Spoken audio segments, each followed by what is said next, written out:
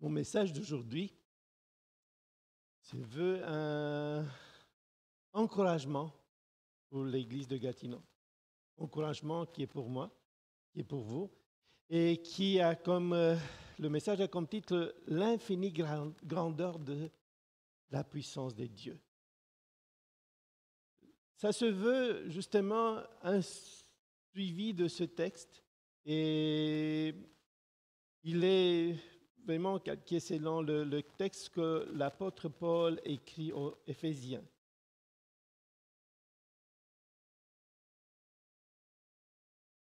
Où j'ai commencé avec ce verset 15, c'est pourquoi moi aussi, ayant entendu parler de votre foi au Seigneur Jésus et de votre charité pour tous les saints, je ne cesse de rendre grâce pour vous, faisant mention de vous dans mes prières, afin que Dieu de notre Seigneur Jésus-Christ, le Père de gloire, vous donne un esprit de sagesse et de révélation dans sa connaissance.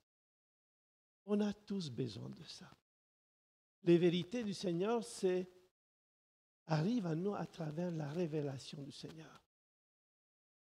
On a la révélation des choses. Quand un scientifique découvre quelque chose, parce que pour lui, parfois, c'est aussi une sorte de révélation. Les choses n'arrivent pas comme ça, tout simplement. Même Archimède, dans l'Antiquité, a crié « Eureka !»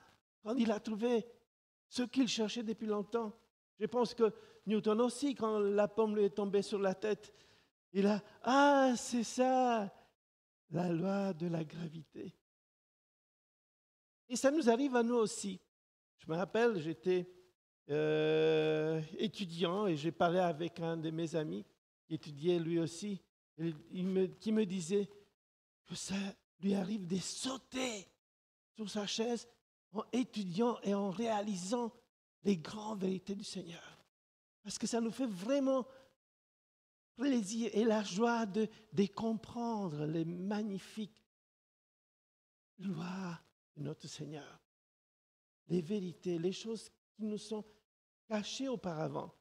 Et c'est la même chose. Donc, Seigneur veut qu'on comprenne ces vérités. Et c'est pour ça l'apôtre Paul nous dit qu'il priait afin que Seigneur Jésus-Christ, le Père de gloire, vous donne un esprit de sagesse et de révélation dans sa connaissance, qu'il illumine les yeux de votre cœur pour que vous sachiez quelle est l'espérance qui s'attache à son appel.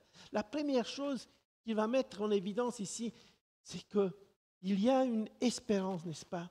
Une espérance qui s'attache à son appel. C'est comme ça qu'il dit. Quelle est l'espérance qui s'attache à son appel? Quelle est la richesse de la gloire de son héritage qu'il réserve aux saints? C'est la première chose qui va mettre accent l'apôtre Paul ici. C'est une espérance. Nous avons une espérance. Il y a quelque chose qui est important pour nous.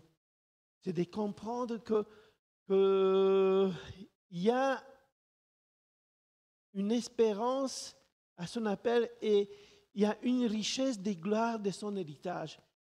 C'est que nous avons un héritage, n'est-ce pas? Nous avons un héritage. On n'est pas des gens qui n'ont pas d'héritage. Tout d'abord, dans la première partie du premier chapitre, on nous parle ici, et l'apôtre Paul parle du fait qu'on est des enfants d'adoption. C'est au verset 5, il dit « Nous ayons prédestiné dans son amour à être ses enfants d'adoption par Jésus-Christ, selon le plaisir de sa volonté. » Nous ne sommes pas n'importe qui. À travers l'œuvre de Jésus-Christ, Dieu nous a adoptés. Nous sommes des enfants de Dieu. Et quand les enfants ont droit à un héritage. Je me rappelle, ça fait quelques années, j'ai regardé avec ma femme, il y avait une série qui était sur Télé-Québec qui parlait il y avait de Saddington. Bienvenue à Saddington, c'était le titre en français du Québec. Et comme pas le premier sujet du film, mais le deuxième, c'était l'héritage. Il y avait une madame qui était extrêmement riche et elle avait un neveu et deux nièces. Et ces neveux, ils étaient capables de pire des choses juste pour qu'ils soient, eux, sur le testament de cette madame riche et âgée. C'est que les gens sont capables de n'importe quoi pour avoir l'héritage.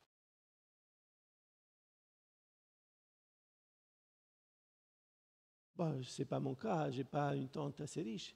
Je ne sais pas si c'est la vôtre, mais voilà. Mais la Bible, quand même, ne parle d'un héritage. Est-ce que vous savez, il y a quelqu'un qui a, que la Bible parle d'un grand héritage que le Seigneur lui donne? C'est le peuple d'Israël. Le Seigneur les a donnés en héritage la terre d'Israël. Et le Seigneur les sort, un grand peuple d'Égypte, et les promet d'aller dans ce territoire-là qui est le Canaan, où ils vont recevoir un grand héritage. C'est le pays où coule le miel. C'est un pays magnifique. Il dit, vous aurez même des villes qui sont toutes construites. Il va chasser ce peuple-là qui sont là et va donner le pays qui est déjà tout construit, tout travaillé pour le peuple d'Israël.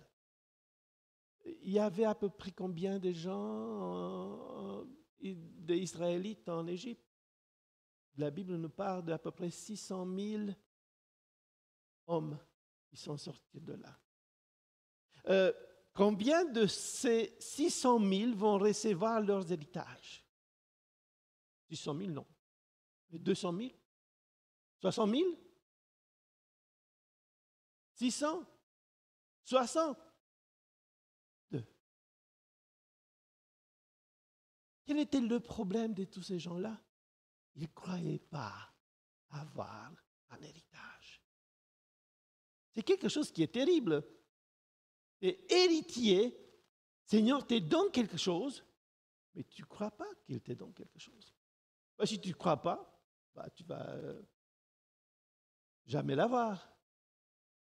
Si à la fin, sur le testament, c'est écrit ton nom, mais que ça ne t'intéresse pas, non, ce n'est pas moi. Je ne crois pas. Tu ne vas jamais recevoir.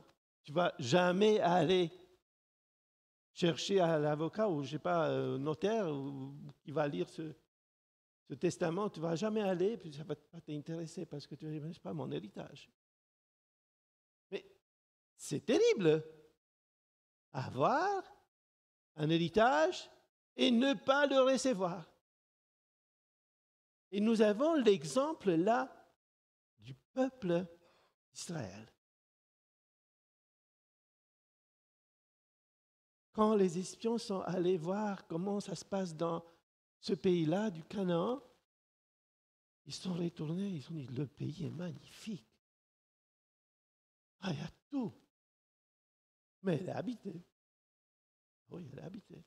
Il y avait qui disaient, il y a même des géants qui habitent dans ce pays-là.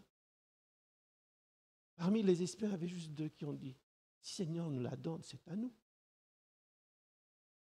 Mais les autres ont dit, non, c'est impossible d'avoir ce pays-là. Et je me demande, est-ce que moi, j'ai enseigné pendant des années l'histoire de l'Église à la faculté de théologie, et je suis quelqu'un qui connaît un petit peu l'histoire. Je me pose même cette question-là. Est-ce que pensez-vous que l'armée de tout ce petit État qui habitait le Canaan était plus forte que l'armée de Pharaon? Oh, vous rigolez. L'armée du Pharaon. C'était incomparable par toutes ces armées qui étaient là. Et pourtant, qu'est-ce qu'a fait le Seigneur avec l'armée du Pharaon? Il l'a fait engloutir dans les eaux de la mer. L'a détruit. Si le Seigneur était capable d'annihiler l'armée de Pharaon, il n'était pas capable d'annihiler l'armée de ce petit pays États qui habitaient dans le Canaan? Évidemment que oui. Pourquoi ils n'avaient pas la foi, même s'ils avaient tous vécu cette expérience de la main forte de Dieu? C'est fou. Moi, je trouve que c'est fou. Quand le temps est arrivé, après 40 ans de désert, Josué et Caleb organisent le pays pour entrer dans le Canaan. Qu'est-ce qu'il dit? Ah, nous sommes des excellents généraux. Nous avons un plan et nous sommes capables de gagner la guerre. C'est ça qu'ils disent? Mais non! Le Seigneur nous a donné peu et on va entrer. C'est l'affaire du Seigneur, c'est à lui, c'est lui qui nous la donne. Comment? C'est lui qui sait comment on va nous la donner. Il faut juste avoir la foi. Les choses nous paraissent parfois terriblement difficiles et pourtant c'est le Seigneur qui te donne des choses. Et l'apôtre Paul, il nous dit ici tout simplement qu'il veut que nous comprenions quelle est l'espérance qui s'attache à son appel, quelle est la richesse de la gloire de son héritage.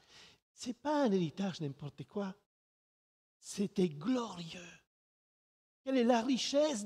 Ce n'est pas juste la gloire, richesse de la gloire de son héritage. Il y a quelque chose de magnifique que le Seigneur a pour nous. Et ce qu'il faut, c'est que nous croyons à ce que le Seigneur nous promet.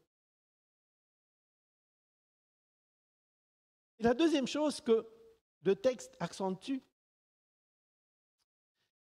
il dit, et quelle est envers nous qui croyons l'infinie grandeur de sa puissance, c'est manifestant avec efficacité par la vertu de sa force.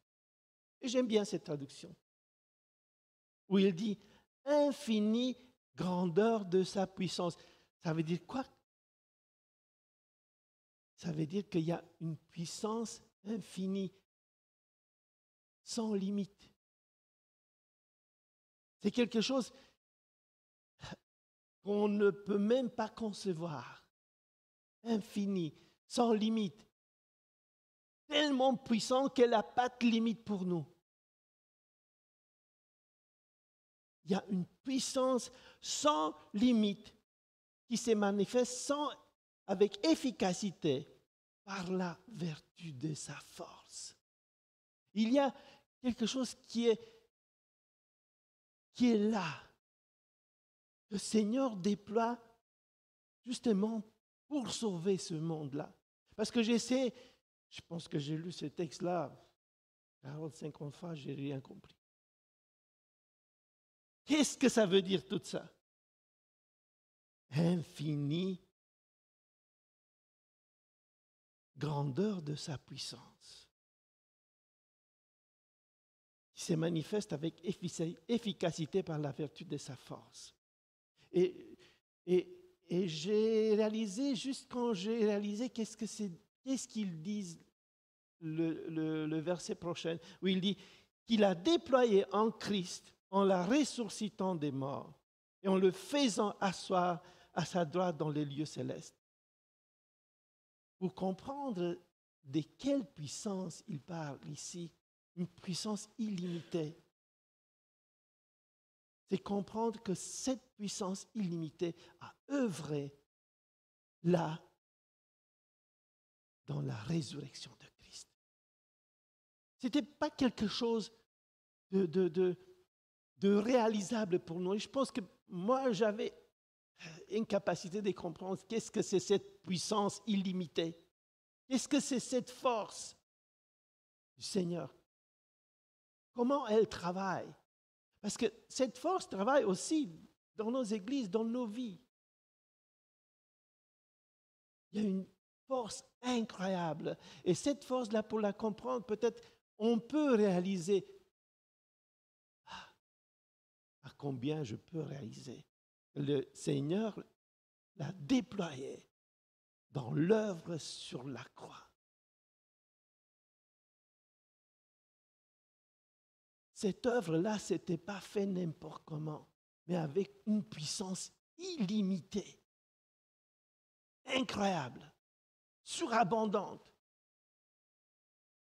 qui dépasse notre perception des choses, tellement était puissante. Et cette puissance incroyable qui a fait que Jésus soit ressuscité d'entre les morts.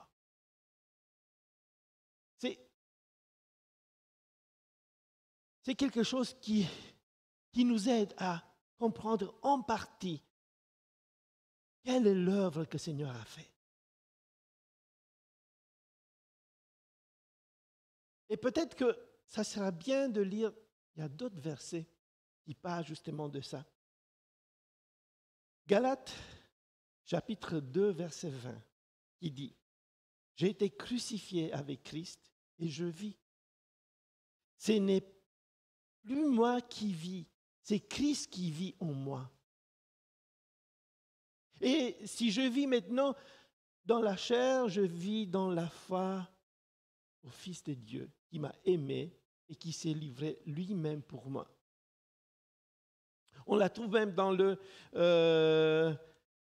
chapitre suivant, dans le verset 5 de chapitre 2, qui nous dit nous qui étions morts par nos offenses, nous a rendus à la vie avec Christ. C'est par grâce que vous êtes sauvés. Il nous a ressuscités ensemble et nous a fait asseoir ensemble dans les lieux célestes en Jésus-Christ. Ça aussi, c'est compliqué à comprendre. Comment cette œuvre et comment nous avons été projetés dans l'œuvre que Christ a faite sur la croix. Comment on peut dire que nous a rendus à la vie avec Christ? Nous-mêmes, nous a rendus à la vie avec Christ. Nous a ressuscités ensemble. Donc, non seulement Christ a été ressuscité, mais nous aussi, nous avons été ressuscités ensemble. Quelle chose magnifique a fait le Seigneur. Et pour comprendre mieux, donc on pourra lire dans Colossiens, chapitre 2, versets 12 et 13, on en parle du baptême, où il dit « Ayant été ensevelis avec lui par le baptême, vous êtes aussi ressuscités en lui et avec lui par la foi en la puissance de Dieu qui l'a ressuscité des morts. Vous qui étiez morts par vos offenses et par l'incirconcision de votre chair, il vous a rendu à la vie avec lui en nous faisant grâce pour toutes nos offenses. » Il continue dans Romains chapitre 6, verset 4, où il parle toujours du baptême. « Nous avons donc été ensevelis avec lui par le baptême en sa mort, afin que, comme Christ est ressuscité des morts par la gloire du Père, de même nous aussi nous marchions en nouveauté de vie. »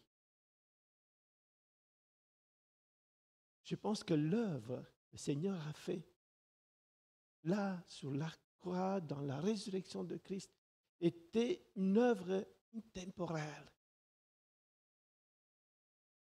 qui n'est pas juste ponctuelle avec Christ, mais qui nous touche nous aussi. Je ne sais pas comment parler. Donc, de quelle manière le Seigneur a travaillé afin que nous aussi, nous sommes ressuscités avec Christ sur la croix? Par la foi. C'est quelque chose qui du moins, dépasse ma compréhension des choses. Tellement c'est extraordinaire ce que Jésus a fait. Mais ce que je sais, c'est que le Seigneur a déployé justement pour ce travail une puissance infinie, une force qui dépasse toute compréhension de l'homme. Tellement cette œuvre-là, c'est important pour le Seigneur. Et cette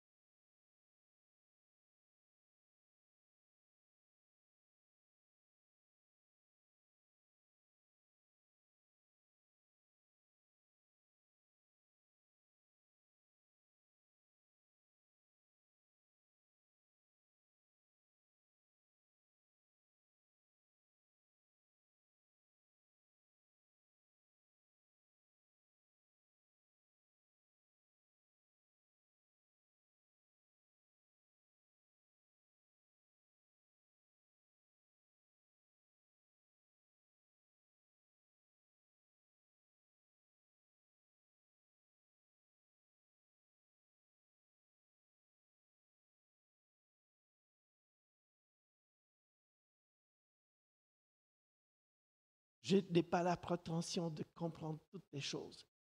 Mais de ce que j'ai compris, moi, je suis ébloui par l'œuvre que le Seigneur a fait. Et par l'œuvre que le Seigneur fait, il continue de faire. Nous, on a tellement d'importance, on a tellement de valeur dans les yeux de Dieu qu'il déploie toute cette force infinie. Il déploie tout ça juste pour nous sauver, pour nous garder avec lui.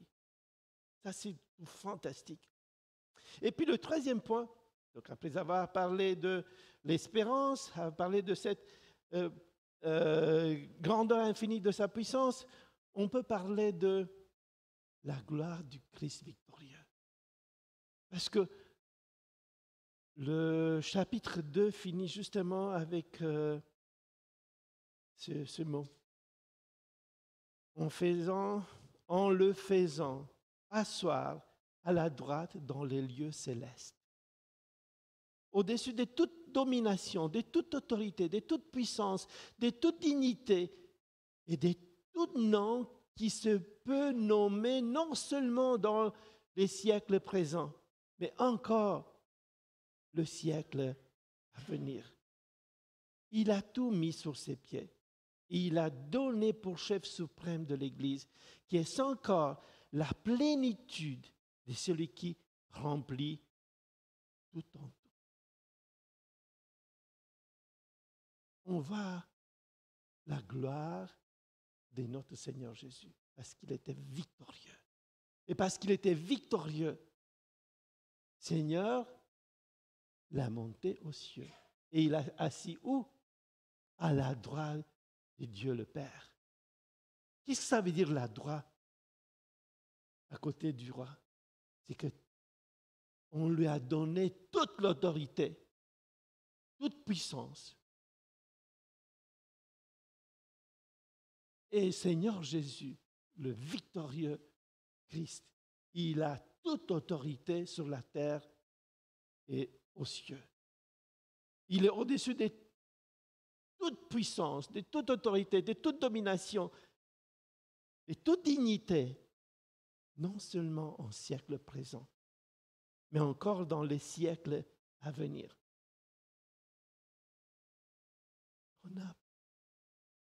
C'est notre avocat, c'est notre intermédiaire, c'est à celui qu'on prie, à celui qui nous aime, à celui qui a donné sa vie pour nous. On a toute confiance de venir devant lui. Et celui devant qui nous venons à toute autorité. Sommes-nous conscients de ça?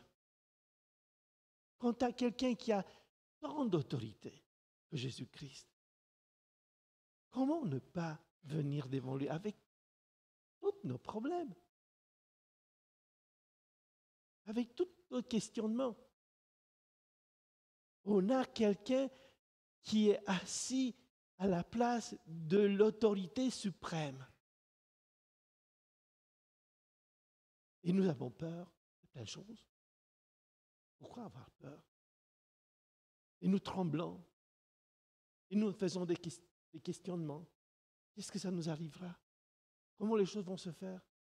Au lieu d'avoir confiance que nous ne sommes pas n'importe qui, nous sommes les ambassadeurs de ce royaume à toute puissance. Parce que le Seigneur a tout vaincu. Il a vaincu la mort. Il a vaincu tout. Et il est assis à la droite de Dieu avec toute l'autorité qui peut en avoir quelqu'un. C'est ça que l'apôtre Paul veut nous faire comprendre. Qui nous sommes et qui sont ceux en qui nous croyons, à qui nous avons donné notre vie, à qui nous avons toute confiance. Il veut nous faire réaliser, parce que parfois, ce n'est pas facile de réaliser qui nous sommes et qui est Dieu, notre Dieu. Et nous faisons tout de suite, il y a quelqu'un qui apparaît, qui nous parle mal ou et que nous avons peur, on se pose des questions. Il ne faut pas. Il faut agir avec l'amour du Christ, parce que Christ était exactement la même chose. Il agissait avec amour, avec attention envers n'importe qui, mais en pleine confiance. On est les enfants. C'est ça qu'il nous dit. Nous sommes enfants d'adoption. Quand il y a un enfant qui est adopté, c'est l'enfant qui choisit ses parents? Ah, moi, je ne pense pas. C'est le parent qui choisit quels sont les enfants. C'est lui qui choisit. C'est Dieu même qui nous a choisis. Il faut être humble, on ne sait pas pourquoi. On n'est pas meilleur que les autres. Mais ça, c'est l'amour de Dieu, la miséricorde de Dieu.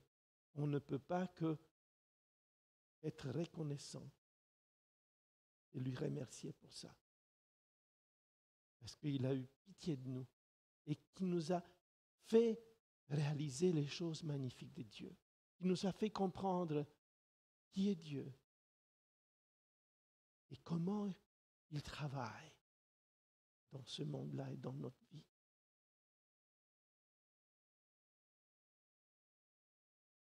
J'aimerais maintenant, à la fin, après avoir vu justement ces choses-là magnifiques qui sont dévoilées par l'apôtre Paul ici dans ces quelques versets, j'aimerais qu'on puisse réaliser vraiment qui nous sommes. J'aimerais qu'on puisse pas juste réaliser comme ça, mais accepter dans nos vies qu'on est les enfants de ce Père à tout puissant. Et qu'on vit notre vie en conséquence. Parce que si on a un Dieu si puissant que ça, c'est qu'on peut être ambassadeur d'un roi victorieux et à tout puissant. C'est que dans nos luttes spirituelles, on est capable de s'appuyer sur quelqu'un qui est victorieux. Parce que sinon, c'est difficile à faire le travail du Seigneur.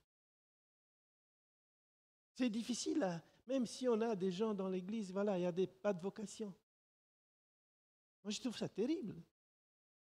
On a ce problème de vocation. C'est que notre jeunesse n'est pas capable de voir que même si le salaire de pasteur n'est pas très grand, ce n'est pas grave. Dieu, je ne sais pas comment il fait, que ça ne manque rien. Il faut que les gens voient que être dans les mains du Seigneur, c'est une bénédiction. Et même s'il n'y a pas beaucoup, mais on est tellement bénis par ce que nous recevons. Et que même si l'œuvre avec les gens, c'est difficile, parce que ce n'est pas facile. Mais c'est le Seigneur qui le fait à travers nous. On n'est que des instruments dans la main du Seigneur qui nous envoie ici et là, qui nous aide à faire cette œuvre-là pour que d'autres gens comprennent ces vérités. Même si ce n'est pas facile. C'est comme au Canada, en Roumanie, pareil, les gens ne veulent pas entendre Dieu. Ce siècle matérialiste a fait qu'on a tout ce qu'il nous faut. On a de l'argent. Par quoi on a besoin de Dieu? On manque de rien. Mais c'est plus que ça, la vie. Comprends qu'on a un Dieu tellement attentif à nos besoins, tellement proche de nous. Et que la joie d'être dans l'œuvre du Seigneur, la joie de travailler pour le Seigneur dans nos vies, parce que n'importe qui peut travailler pour le Seigneur. Ça n'a pas de comparaison avec rien d'autre.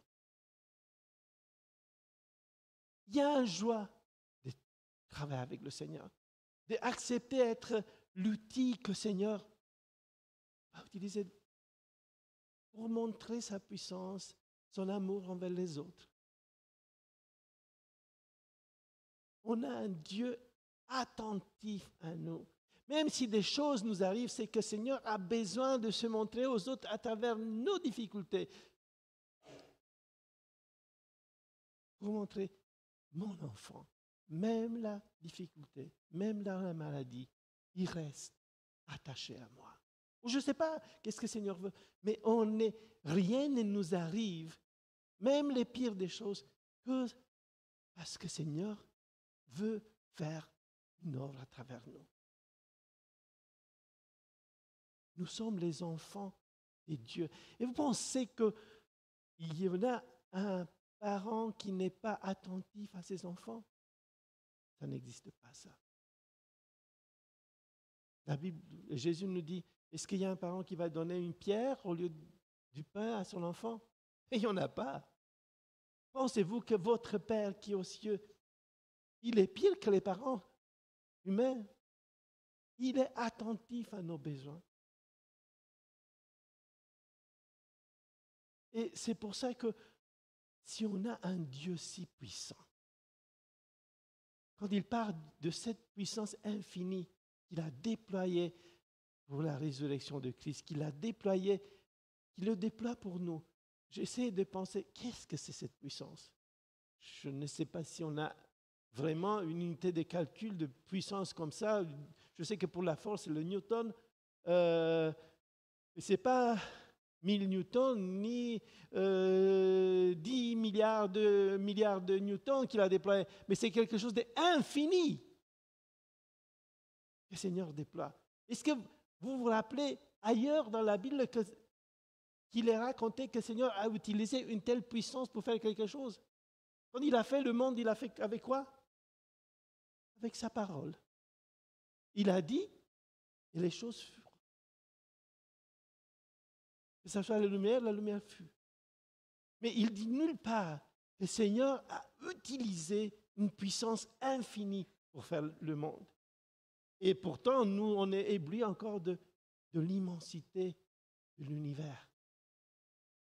Imaginez que pour notre salut, le Seigneur a utilisé quand même cette puissance qui n'a pas de limite. Combien c'était important pour lui, notre salut. Combien nous sommes chers à notre Père. Combien c'est important d'avoir confiance en lui et de ne pas chanceler. Parce que c'est ça que le Seigneur veut. Qu'on a vraiment confiance en lui. Et c'est ça que je veux apporter aujourd'hui à l'église de Gatineau. Ayez confiance en celui qui est à toute puissance. En celui qui nous a tellement aimés. Mais pas avec un amour qu'on est capable de comprendre, mais avec quelque chose qu'on n'est pas capable de comprendre. Parce qu'on était mauvais, pécheurs, misérables, et pourtant il nous a aimés. Quelqu'un qui n'est pas bon à aimer, Seigneur a aimé. Pas quelqu'un qui est bon à aimer. Parce que quelqu'un qui est beau, qui est gentil, peut-être qu'on est capable d'aimer. Mais quelqu'un qui est au contraire, comme les hommes, et qui a tout fait pour nous sauver. Que Dieu soit loué et qu'il nous aide à vraiment faire comprendre cette vérité magnifique de Dieu. Amen.